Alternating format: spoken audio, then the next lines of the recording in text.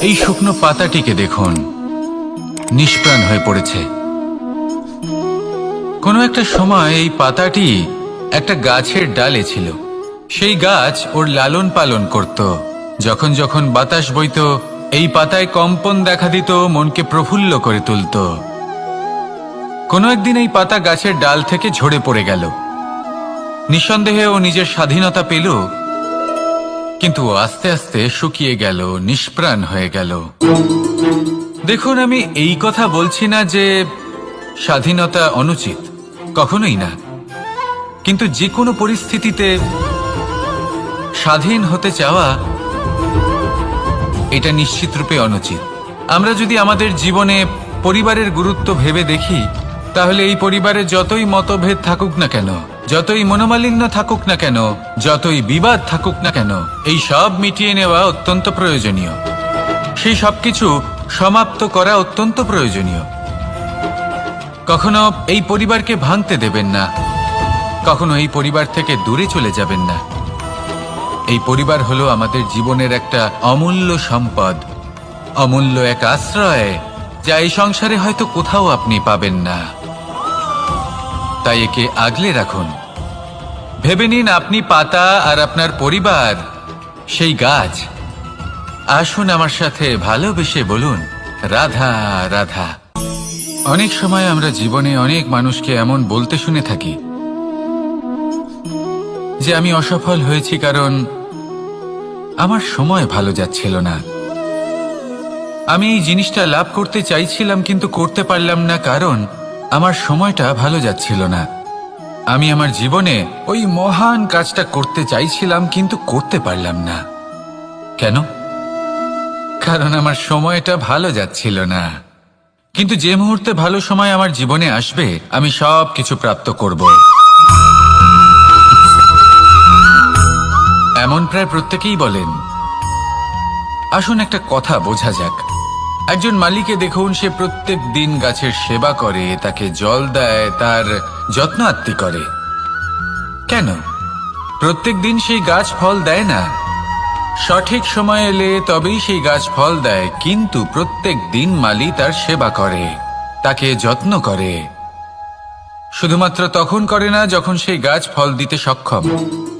আর যদি মালি গাছের যত্ন প্রতিদিন না করে, তাহলে হয়তো সেই গাছ ফল দিতেই পারবে না। এটাই হলো আমাদের জন্য একটা শিক্ষা। যখন সময় আমাদের জন্য অপেক্ষা করে না, তখন আপনি সময়ের জন্য কেন অপেক্ষা করছেন? ভালো সময়ের জন্য অপেক্ষা করবেন না। ভালো এবং শুভ কর্ম দ্বারা ভালো সময়কে নিজের কাছে টেনে আনুন। নিরন্তর কর্ম করুন, পরিশ্রম করতে থাকুন। শুভ সময় আপনা থেকেই আপনার কাছে আসবে। আসুন আমার সাথে ভালোবেসে বলুন, রাধা রাধা। একে বালি বলুন, মাটি বলুন বা ধুলো বলুন, এ দিয়ে কত কিছু করা সম্ভব। এ দিয়ে আপনি নিজের বাসস্থান নির্মাণ করতে পারেন, প্রাচীর গড়ে তুলতে পারেন, অট্টালিকা নির্মাণ করতে পারেন। কিন্তু যদি এই বালিকে আপনি মুষ্টিবদ্ধ করে রাখতে চান, তাহলে তা হাত থেকে ফসকে যাবে। আপনি কখনোই একে মুষ্টিবদ্ধ করতে পারবেন না। এরকমই হয় আমাদের জীবন, আর এরকমই হয় সময়। এই মুষ্টিবদ্ধ করা বালির মতো। সময়কে আমরা বাধা দিতে পারবো না, আটকেও রাখতে পারবো না। এ হলো প্রবাহমান। জন্ম থেকে মৃত্যু পর্যন্ত এই যে সময়, তা খুবই সীমিত। আর এই সময় আমরা যেটাই করি তার দ্বারাই আমাদের মূল্য নির্ধারিত হয়। আর এই সংসার থেকে চলে যাওয়ার পরেও এই সংসার এই সব কর্মের জন্যই আমাদের মনে রাখে। তাই যদি আপনি এটা ভাবেন যে আজ যে কর্ম করার ছিল আমি না হয় কাল করে নেব, কাল আমার লক্ষ্যে পৌঁছানোর কথা ছিল আমি পরশু পৌঁছব, না, এই সময় খুব মূল্যবান, একে নষ্ট করবেন না। এই সময়কে সদ্ব্যবহার করুন, মহান হবার পথে অগ্রসর হন। একে যদি মুষ্টিবদ্ধ করে রাখার চেষ্টা করেন, এই সময় থেমে থাকবে না। আসুন আমার সাথে ভালোবেসে বলুন, রাধা রাধা। আমাদের জীবনে অনেক ধরনের ব্যক্তি এসে থাকেন। কেউ কেউ আমাদের সাথে থেকে যান, কেউ আমাদের থেকে দূরে চলে যান।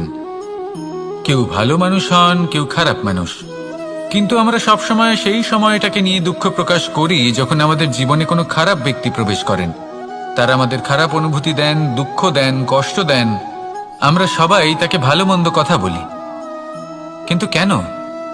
এমন বিভিন্ন ধরনের মানুষ, খারাপ মানুষ, ভালো মানুষ সবার জীবনেই আসেন এবং সকলকেই একটা অমূল্য শিক্ষা দান করে যান।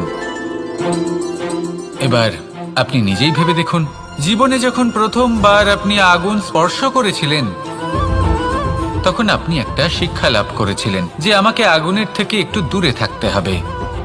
তারপর আস্তে আস্তে আপনি শিখলেন যে কিভাবে এই আগুনকে নিয়ন্ত্রণে রাখতে হবে। তারপর আপনি শিখলেন যে কিভাবে নিজের জীবনে তাকে প্রয়োগ করতে হবে, তা সে অন্ধকারে প্রকাশ লাভ করার জন্য হোক বা খাবার বানানোর জন্য। সেইভাবেই কোনো খারাপ ব্যক্তি যখন আপনার জীবনে আসে কোনো শিক্ষা দিয়ে যান, তার প্রতি কৃতজ্ঞ থাকুন। তার বিষয় খারাপ ভাবার বা খারাপ অনুভূতি নিয়ে থাকার কোনো প্রয়োজন নেই। সেই শিক্ষা লাভ করুন, ইতিবাচক মনোভাব নিয়ে জীবনের সামনে এগোতে থাকুন। কেউ নেই যিনি আপনাকে বাধা দিতে পারেন। আসুন আমার সাথে ভালোবেসে বলুন, রাধা রাধা। এই সংসারে অনেক অনেক এমন জ্ঞানী আছেন যারা নিজের সমস্ত জীবন জ্ঞান অর্জন করতে অতিবাহিত করেছেন। এই সংসারে এমন কোনো বেদ নেই, কোনো পুরাণ নেই, কোনো শাস্ত্র নেই, কোনো ভাষা নেই যা ওনারা জানেন না। এমন কোনো বিষয় নেই যা নিয়ে ওনারা কোনো বক্তব্য রাখতে পারবেন না। কিন্তু আমরা এই সকল জ্ঞানীকে কি ভালোবাসতে পারি? এনাদের সকলকে সম্মান করতে পারি না। কারণটা কি? দেখুন, বেদ পড়া একটি আলাদা বিষয়, বেদনা বুঝতে পারা অন্য ব্যাপার। এবং বেদনা বোঝার জন্য, সেই জ্ঞান লাভ করার জন্য আপনাকে মন থেকে করুণা এবং প্রেমের সঠিক অর্থ বুঝতে হবে। সামনের ব্যক্তির বেদনা বুঝতে হবে, তার যন্ত্রণাকে বুঝতে হবে। তারপর যে জ্ঞান আপনি অর্জন করেছেন বেদ থেকে, পুরাণ থেকে, শাস্ত্র থেকে, তা প্রয়োগ করে তার বেদনার নিবারণ করা, সেটা বেশি গুরুত্বপূর্ণ। সেই জন্য জীবনে শুধুমাত্র শাস্ত্র এবং বেদ পড়ে জ্ঞান অর্জন করতে সময় নষ্ট করবেন না। মন থেকে প্রেমের কি অর্থ সেই বিষয়ে জ্ঞান লাভ করার চেষ্টা করুন। করুণাও বুঝতে চেষ্টা করুন। একজন শ্রেষ্ঠ ব্যক্তি হয়ে উঠুন আর আমার সাথে ভালোবেসে বলুন, রাধা রাধা। একটি হাতির শরীরে কত বল থাকতে পারে সেটা আমরা সবাই জানি। একটা প্রহারেই বিশালাকার প্রাচীর ভেঙে পড়তে পারে। কিন্তু সেটা তখন হয় যখন সেই হাতির নিজের শক্তির বিষয়ে কোনো ধারণা থাকে। যদি সেই হাতিকেই বন্দি করে নেওয়া হয় তাহলে সেই হাতি তার পরাধীন থাকার অভ্যাস হয়ে যায়। এই পরনির্ভরশীলতা আমাদের শরীরকে নয়, আমাদের মনকে বন্দি করে ফেলে। আর তার পরিণাম হলো এটাই যে আমাদের নিজেদের ওপর নিয়ন্ত্রণ থাকেই না। যদি নিজের ওপর নিয়ন্ত্রণ না থাকে তাহলে নিজেদের প্রকৃত শক্তির সাথে আমরা কিভাবে পরিচিত হব? সেই জন্য এই সংসারের সবথেকে বড় আনন্দ হলো স্বাধীনতা। এই স্বতন্ত্রতাকে আনুন নিজের বিবেচনায়, নিজের চিন্তা ভাবনায়, নিজের জীবনে। কারোর কথায় প্রভাবিত হবেন না। নিজের বিবেকবোধ জাগ্রত করুন এবং এগোতে থাকুন। যখন এই বিবেচনা স্বতন্ত্র হবে তাহলে এই মন, জীবন স্বতন্ত্র হয়ে উঠবে। আর তখনই নিজের আসল শক্তি আপনার সামনে আসবে। আপনার সাহস, আপনার প্রতিভা আপনি জানতে পারবেন। তখনই জীবনে এগোতে পারবেন। তাহলে আসুন আর আমার সাথে ভালোবেসে বলুন, রাধা রাধা। এই সংসারে যে ব্যক্তিই হোক না কেন, প্রত্যেক ব্যক্তির জীবনে সমস্যা অবশ্যই আসে। এমন কিছু মানুষ আছেন, যদি তাদেরকে জিজ্ঞেস করেন যে এমনটা ঠিক কেন হলো, তাহলে পুরো দোষটা তারা নিজেদের পরিস্থিতির ওপর ন্যস্ত করেন। যে আমি তো এমন একটা পরিস্থিতিতে ছিলাম, আমি কিভাবে কিছু করতাম, আমার কাছে আর কোনো বিকল্পই ছিল না। চলুন কথা বলা যাক মহাভারত নিয়ে। ভীষ্ম পিতামহ, ওনাকে জিজ্ঞেস করা হলো আপনি এরকম প্রতিজ্ঞা কেন করলেন? উনি বললেন যে আমি পরিস্থিতির অধীন হয়ে পড়েছিলাম, সেই জন্য। এই প্রশ্নটাই যখন অর্জুনকে করা হলো তখন অন্য একটি দিক প্রস্ফুটিত হলো। অর্জুন নিজের পরিস্থিতির কারণে জীবনে কখনোই বাধা পড়েননি। তিনি সিদ্ধান্ত নিয়েছিলেন সংঘর্ষ করার, সংসারের নিয়মের বিরুদ্ধাচারণ করার। এই সংসারে আপনি যা কিছুই হয়ে উঠতে পারেন তার সমগ্র শ্রেয় শুধুমাত্র আপনার পরিস্থিতির ওপর চাপিয়ে দেওয়া যায় না।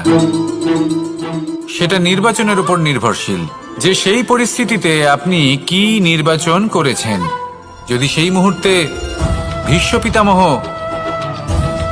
স্থিরতার সিদ্ধান্ত নিতেন, বিশ্লেষণ করার সিদ্ধান্ত নিতেন যে কি উচিত কি অনুচিত, কারা ধর্মের পক্ষে কারা ধর্মের বিপক্ষে, যদি শুধুমাত্র অস্ত্র হাতে ধৃতরাষ্ট্র এবং দুর্যোধনের বিরোধিতা করতেন, যদি শুধু এটুকু করতেন, তাহলে মহাভারতের মতো মহাযুদ্ধ কখনোই হতো না। সমস্যা সবার জীবনেই আসে, কঠিন পরিস্থিতিও সকলের জীবনে আসে। সেই ব্যক্তি এগিয়ে যেতে পারেন যিনি শ্রেষ্ঠ নির্বাচন করার ক্ষমতা রাখেন। তাহলে সেটাই করুন আর আমার সাথে ভালোবেসে বলুন, রাধা রাধা। রাধা কখনো কখনো আমার জন্য বড়ই সুগন্ধি আতর নিয়ে আসে, পারিজাত ফুলের মালা নিয়ে আসে আমার প্রসাধন করবে বলে, এবং আমার সব থেকে বেশি প্রিয় মাখন নিজে হাতে বানিয়ে আনে আমাকে নিজে হাতে খাইয়ে দেবে বলে, সবকিছু আমাকে প্রসন্ন করবে বলে।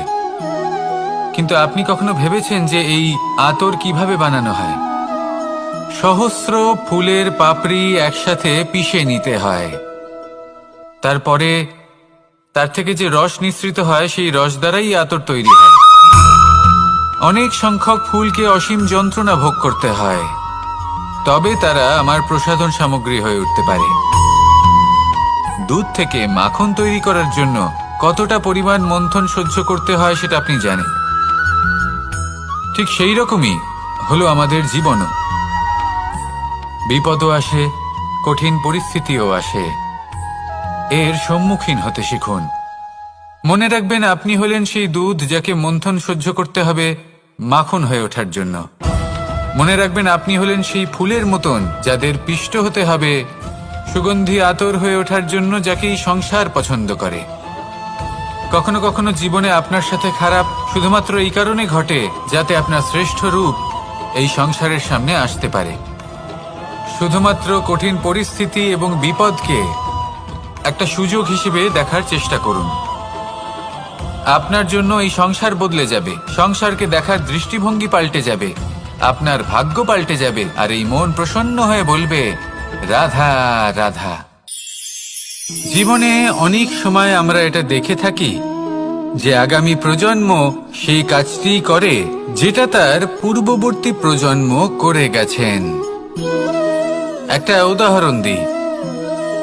তাহলে দেখুন, একদিকে আছে মাতা পিতা যারা আজীবন সংঘর্ষ করেছেন ধন অর্জন করার জন্য, তারপর তারই সন্তান তার সাথে এই লড়াই করে তার থেকে সমস্ত সম্পত্তি ছিনিয়ে নিল।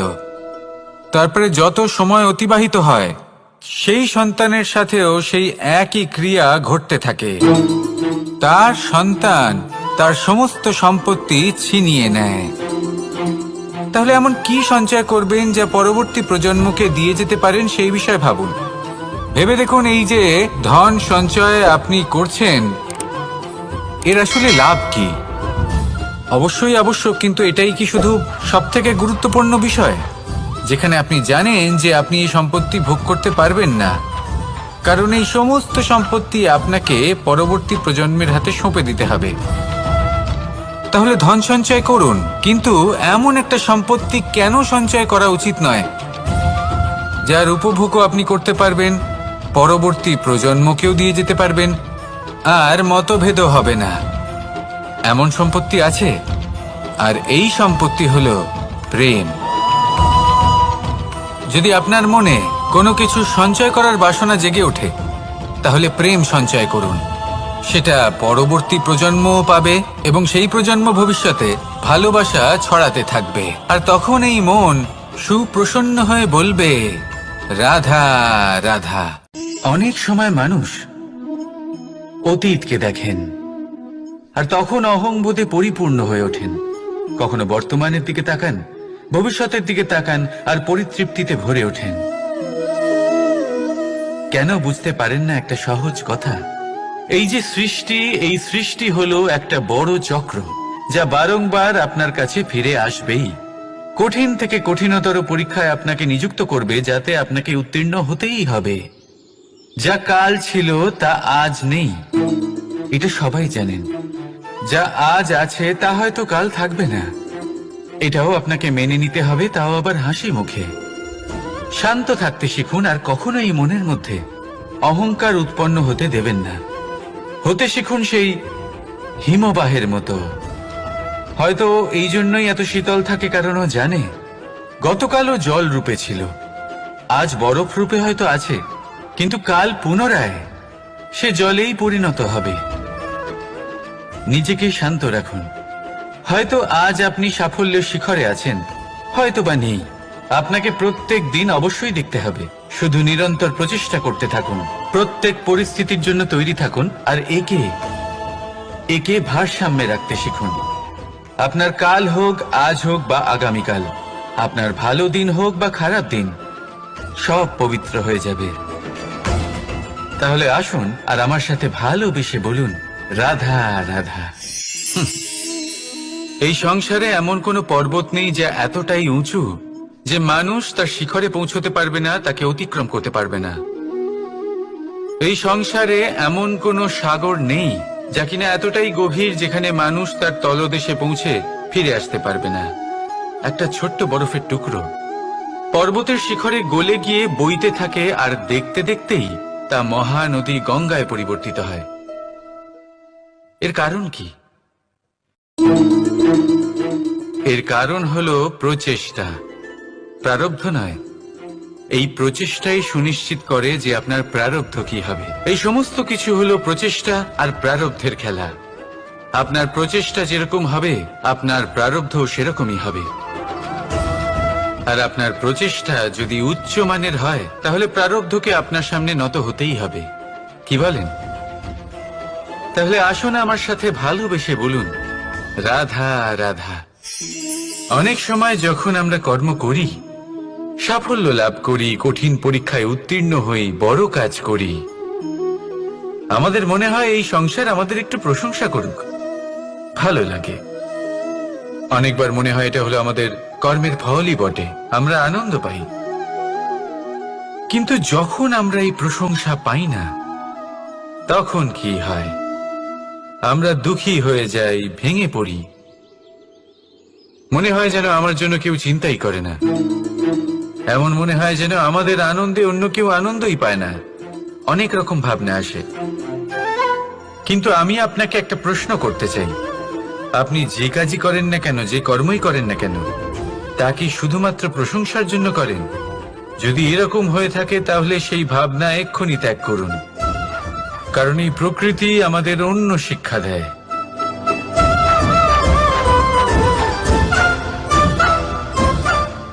এই ফুলকে দেখুন, এই যে ফুলের সুবাস, যা আমার মনকে উচ্ছ্বসিত করে তোলে, মনে শক্তির সঞ্চার করে, এই সুগন্ধ। কিন্তু ভেবে দেখুন, ফুলের কিন্তু এই কাজ করার জন্য কোনো প্রশংসারই প্রয়োজন হয় না। এটাই হলো প্রকৃতির শিক্ষা। যিনি সৎ হন, সৎকর্ম করেন, তার কোনো প্রশংসার প্রয়োজন হয় না, কারণ ওনার কর্মই হলো ওনার সুবাস। মনে রাখবেন, আতর নকল ফুলে দেওয়া হয়, প্রকৃত ফুলের তার কোনো প্রয়োজন হয় না। সেইভাবেই আপনিও কর্ম করতে থাকুন শুভ চিন্তা নিয়ে। এই মনকে সব সময় শান্ত রাখুন, স্বচ্ছ রাখুন। যদি এরকম করেন, তাহলে আপনার কর্ম এমন সুবাস ছড়াবে যে আপনার জীবনে শুধু এবং শুধুমাত্র আনন্দই থাকবে। তাহলে এই আনন্দ সহকারে বলুন, রাধা রাধা। জীবন,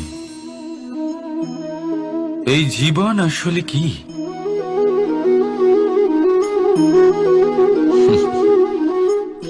এই প্রশ্ন সবার মনেই এসে থাকে।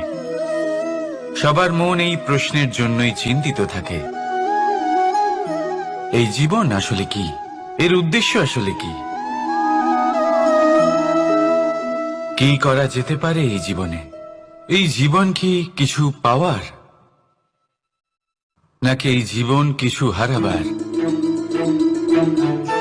এই জীবন কি আসলে সেটাই যেখানে আমাদের পরমাত্মার খোঁজ করা উচিত, নাকি আমাদের ধাবিত করা উচিত নিজেদের স্বপ্নের লক্ষ্যে? এই জীবন আসলে কি? এই জীবন আসলে অত্যন্ত সরল। এ হলো শান্ত জলের মতো, একটা আয়নার মতো এই জীবন। এই জীবন আসলে ঠিক যেন এক আয়নার মতো। আয়না কি করে? আপনাকে সেটাই দেখায় যা আপনি করে থাকেন। আপনি হাসি মুখে আয়নার দিকে তাকান, আয়না আপনাকে আপনারই মুখ দেখাবে সেই হাসি সমেত। আপনি রেগে গিয়ে আয়নার দিকে তাকান, আয়না আপনাকে সেটাই দেখাবে। আপনি প্রসন্নভাবে হেসে আয়নার দিকে তাকালে আয়না আপনাকে সেটাই দেখাবে। এটাই হলো জীবন, একটা আয়নার মতো। আপনি এটা ভাববেন না যে এই জীবন আপনাকে কি দিয়েছে, বরং এটা ভেবে দেখুন যে আপনি এই জীবনকে কি প্রদান করেছেন। যদি আপনি এই জীবনকে সুখ প্রদান করেন, আনন্দ দিতে পারেন, ভালোবাসা দিতে পারেন, তাহলে এই জীবনও আপনাকে সুখ, আনন্দ আর ভালোবাসাই দেবে। তাহলে আসুন এই সুখ, আনন্দ আর ভালোবাসা দিয়ে বলুন, রাধা রাধা। সংসারে অনেক সময় এরকম হয় যে আমরা খুব সমস্যায় থাকি, খুব বিপদের মধ্যে থাকি। আর সেই সমস্ত মানুষ যারা আমাদের কাছের মানুষ, আমাদের আপনজন, তারা আমাদের ত্যাগ করে চলে যান। আমরা এই সময় দুঃখ পাই, নিরাশ হয়ে পড়ি এবং একা একাই সেই সমস্যাকেও কাটিয়ে উঠি। এবার পরিস্থিতি যেমন খুশি হোক না কেন, সেই সব মানুষ যারা এমন সময় আপনাকে ত্যাগ করেছেন, তাদের প্রতি ক্রুদ্ধ হওয়া, অভিমান করা, এটা অনুচিত। আমি বলবো তাদের প্রতি কৃতজ্ঞ থাকুন। আমি বলবো তাদের ধন্যবাদ জানান যে তারা এমন সময় আপনার সঙ্গ ত্যাগ করেছেন যখন আপনার তাদের সব থেকে বেশি প্রয়োজন ছিল। কারণ দেখুন, হয় তাদের বিশ্বাস ছিল যে আপনি নিজেই এই বিপদ থেকে বেরিয়ে আসতে পারবেন, বা তাদের ত্যাগ করার জন্য আপনি নিজের উৎসাহ বাড়িয়ে তুললেন, আপনি নিজের শক্তি বাড়ালেন এবং নিজে সেই সমস্যা থেকে বেরিয়ে আসলেন। নিজের খারাপ সময়কে আপনি নিজেই ভালো সময় করে তুললেন। শেষ পর্যন্ত আপনি আরো শক্তিশালী হয়ে উঠলেন, আরো শ্রেষ্ঠ হয়ে উঠলেন। আর এটাই তো আপনার বিজয়, যার কারণ হলো তাদের আপনাকে ত্যাগ করা। তাহলে তাদের ধন্যবাদ জানান আর আমার সাথে ভালোবেসে বলুন, রাধা রাধা। দোল উৎসবে এই সমগ্র সংসার রং নিয়ে খেলা করে, কিন্তু এই রঙের সারমর্ম এই সংসার কি জানে? কখনো দেখেছেন একটা চিন্তিত মুখ শুধুমাত্র রঙের স্পর্শ পেয়ে আনন্দিত হয়ে ওঠে? দোলে আমরা কি করি? পুরাতনকে ত্যাগ করি আর নতুনকে স্বাগত জানাই। শিশিরকে বিদায় জানিয়ে এক সুন্দর, এক নতুন ঋতুকে আগমন জানাই। দুশ্চিন্তা দূর করে আসার নতুন রঙে রঙিন হয়ে ওঠা, নিজেকে আনন্দিত করা, এটাই তো হলো দোল। এবার দোলের একটা ব্যাপার আছে, দুটো রঙে একসাথে রঙিন হওয়া যায় না। একটা রং উঠলে তবেই আরেকটা রং লাগা সম্ভব। আরো একটা প্রশ্নও রয়েছে, কোন রংকে তুলে দিয়ে কোন রং মাখানো যেতে পারে? যদি আপনাকে উদাহরণ দিই, লোভের এই রং, তা যতক্ষণ লেগে থাকবে আনন্দের রং লাগতে পারবে না। যা হয়েছিল দ্বারকাবাসী এবং সামন্তক মণির মধ্যে। ভ্রান্তির রং যতক্ষণ লেগে থাকবে সত্যের রং লাগতে পারবে না, যা হয়েছে রুক্মিণীর সাথে। আর হিংসার এই রং যতক্ষণ লেগে থাকবে প্রেমের রং ততক্ষণ লাগতেই পারবে না, যা হয় আপনার আমার সবার সাথে। তাহলে আসুন একসাথে মিলে দোল পালন করি এবং সবকিছুর উপরে বিজয় লাভ করি। অন্ধকারের স্থানে আলোর, ভ্রান্তির স্থানে সত্যের, হিংসার স্থানে প্রেমের, আর লোভের স্থানে আনন্দের এই সুন্দর রং মাখাই। শত্রুতা, ঘৃণা, হিংসা এই সব কিছু ত্যাগ করি আর সকলের সখা হয়ে উঠি, আর ভালোবেসে বলি শুভ দোল। হ্যাঁ, ওটা তো আমরা অবশ্যই বলবো, রাধা রাধা। আমাদের মনে সবসময় একটা প্রশ্ন এসেই থাকে, এই জীবন যা কিনা ঈশ্বর আমাদের দিয়েছেন, একটা জীবন। ঈশ্বর এক আত্মা দিয়েছেন পৃথিবীতে বাঁচার জন্য। যতদূর আমরা জানি আমাদের কাছে একটাই জীবন রয়েছে। আমরা ভাবি এই জীবন গুছিয়ে কিভাবে রাখা যায়। প্রত্যেক মানুষ ভাবেন যে আমি কি করি যাতে এই জীবনকে গুছিয়ে রাখা যায়, কিরকম কর্ম করব, কিরকম পুণ্য করব, কি ধরনের শাস্ত্র পড়ব যাতে আমি সেই জ্ঞান অর্জন করি যাতে জীবনটা সুন্দর করে তুলতে পারি। আমাদের সমগ্র জীবন কেটে যায় এই প্রশ্নের উত্তর খুঁজতে, সেই শাস্ত্র অধ্যয়ন করতে। এমন অনেক মানুষ তাও বুঝতে পারেন না। আসুন আজ আমি আপনাকে একটা সহজ কথা বলি, যার দ্বারা আপনি নিজের জীবন সুন্দর করবেন। জীবন, জিহ্বা, এদের দুজনেরই হলো একটাই রাশি। জিহ্বা অর্থাৎ আপনার কথা, এই কথাকে সংযত রাখুন, একে সুন্দর করে তুলুন, মধুর কথা বলুন, যতটা সম্ভব একে নিয়ন্ত্রণে রাখুন। আপনার জীবন সুন্দর হয়ে উঠবে। কারণ এই শব্দ হয় অত্যন্ত শক্তিশালী। এটা হলো এমন এক বন্ধন যা আপনার সামনের মানুষকে আপনার ব্যক্তিত্বের সাথে জুড়ে দিতে পারে। তাই এই শব্দ সংযত রাখুন, একে সুন্দর করে তুলুন। আপনার জীবন আপনা থেকেই সুন্দর হয়ে উঠবে। আর আসুন এই মধুর সুন্দর অনুভূতি দিয়ে বলুন, রাধা রাধা। এই জীবন আসলে কি? এ হলো জন্ম থেকে মৃত্যু পর্যন্ত এই সময়। কিছু মানুষ এটা বলে থাকেন যে এই যে নিঃশ্বাস নিচ্ছি, এই হলো জীবন। আর প্রত্যেক ব্যক্তি, প্রত্যেক প্রাণী, তাদের নিঃশ্বাস নির্ধারিত থাকে, নির্দিষ্ট হয়ে থাকে। তাকে সেই নির্ধারিত নিঃশ্বাস নিতেই হয়, তারপর তিনি মৃত্যু লাভ করেন। কিন্তু এটা কি সত্যি? সত্যি কি মনুষ্য জীবন এই নিঃশ্বাসের উপর নির্ধারিত থাকে? এই নিঃশ্বাসের গণনাই কি মনুষ্য জীবনের অস্তিত্ব? কখনোই নয়। মনুষ্য জীবন শুধু কিছু নিঃশ্বাস নয় যা একদিন থেমে যাবে। মনুষ্য জীবন হলো সেই নিঃশ্বাসের মধ্যেকার সেই সময় যা দেখে অন্য কারোর নিঃশ্বাস স্তব্ধ হয়ে যেতে পারে। সেই মুহূর্ত যেখানে মানুষ আপনার মধ্যে সেই প্রেম দেখতে পারে, আপনার সাহস দেখতে পারে, আপনার শক্তি দেখতে পারে, আপনার চেষ্টা দেখতে পারে, আপনার পরিশ্রম দেখতে পারে, অন্যায় আর দুর্নীতির বিরুদ্ধে আপনার যুদ্ধ দেখতে পারে। জীবনে গুরুত্বপূর্ণ সেই মুহূর্ত, সেই সময় যেটা আপনি বেঁচে আছেন। সেই সময়ে আপনি এই সংসারের অন্য ব্যক্তিদের জীবন বাঁচার একটা দিশা দেখাতে পারেন, একটা প্রেরণা যোগাতে পারেন, শক্তি দিতে পারেন, আশা দিতে পারেন। তাই জীবনে এটাই করুন, এমন একটা জীবন যাপন করুন যা অন্যের জন্য আদর্শ হয়ে থাকে। এটাই করুন আর আমার সাথে ভালোবেসে বলুন, রাধা রাধা। আমরা সবাই নিজেকে স্বচ্ছ রাখতে চাই, শুদ্ধ রাখতে চাই, পবিত্র রাখতে চাই। আর দেখতে গেলে এটা হলো আমাদের কর্তব্যও বটে।